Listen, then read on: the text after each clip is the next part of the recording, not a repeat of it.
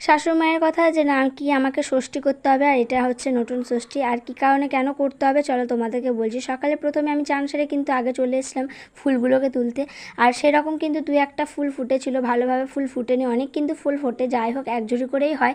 এবার কিন্তু দেখলাম দুই একটা ফুল ফুটেছিল, আর এদিকে দেখো বাসি ফুলগুলোকে ফেলে দিয়ে এসে আমি ঠাকুর ঘরটাকে ভালো করে পরিষ্কার করে নিচ্ছিলাম, আর এদিকে ঠাকুরকেও ভোগ চাপিয়ে দিয়ে আমি এদিকে মা ষষ্ঠীর সমস্ত জোগাড় আমি করে দিচ্ছিলাম।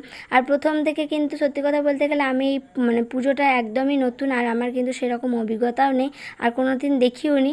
তো যাই হোক এদিকে মায়ের কাছ থেকে সমস্ত কিছু জেনে নিয়ে তারপর কিন্তু আমি আমার মতো করে আমি মা ষষ্ঠীর পুজো শুরু করেছিলাম। তো এই ষষ্ঠীটা হচ্ছে মেয়ের জন্য, আর এইবার থেকে নাকি ষষ্ঠী আমাকে করতে হবে, কারণ আমার এমনিতে ষষ্ঠী করানোর মেয়ের নতুন ষষ্ঠী যেটা বলতে গেলে হয়ে গেছে, তারপর থেকে নাকি বলে যে ষষ্ঠী করতে হয়। তো মেয়েকে ষষ্ঠী করানো হয়েছে বলে এবার থেকে আমার নতুন ষষ্ঠী শুরু হয়েছে, আর তা এইটার নাম হচ্ছে নতুন ষষ্ঠী। যাই হোক এদিকে দেখো আমি ষষ্ঠী সমস্ত সব কিছু নিয়ম মায়ের কাছ থেকে জেনে নিয়ে ভালো করে নিলাম। আর এদিকে কিন্তু সত্যি কথা বলতে গেলে এই প্রথমবার আমি নিজে এরকমভাবে নতুন ষষ্ঠী করছি।